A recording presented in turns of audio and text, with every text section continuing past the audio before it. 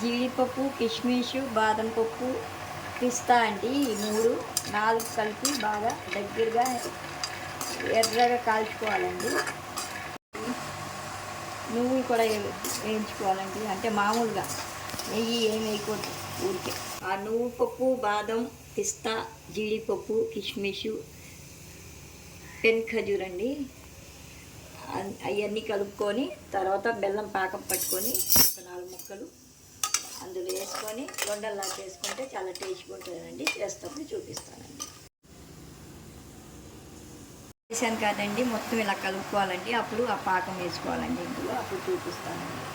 పాకం చూడండి ఎలా ఉడుకుతుంది.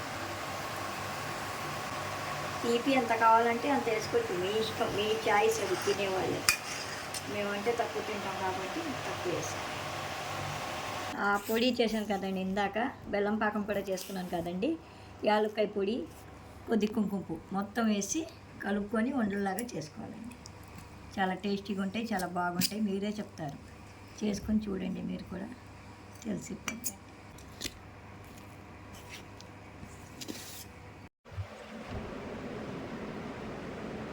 ఇలా చేయాలండి వంటలు. ఇలా చేసి హెల్త్కి చాలా మంచిదండి ఇది. అన్నీ జీడిపప్పు అయినా, కిస్మిస్ అయినా, బాదం పప్పు అయినా, పిస్తా అయినా, ఏదైనా చాలా మంచిది కదండి. నువ్వు పప్పు అయినా అన్నీ హెల్తీ ఫుడ్డే.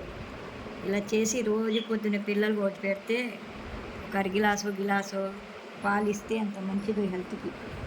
నేను మట్టిగా అలాగే చేస్తానండి. ఇందాక మొత్తం చూపించాను కదండి ఎలా ఏమేమి వేయాలో. ఇదిగోండి ఇలాగా ఉండలు చేసుకొని మనకి ఎన్ని రోజులు ఉంటే అన్ని రోజులు తినొచ్చు. చాలా టేస్టీగా ఉంటాయండి, చాలా రుచిగా ఉంటాయండి. చూడండి, మీరు కూడా ట్రై చేయండి. నచ్చితే లైక్ చేయండి, షేర్ చేయండి, కామెంట్ పెట్టండి, బెల్ కొట్టండి. ప్లీజ్ కొంచెం కామెంట్ పెట్టండి దయచేసి. చూసి లైక్ చేయండి, షేర్ చేయండి. మాకు కూడా తెలుసు కదండి, అందుకోసం అనమాట అండి. ఏమనుకోద్దు ఇలా చెప్పానని.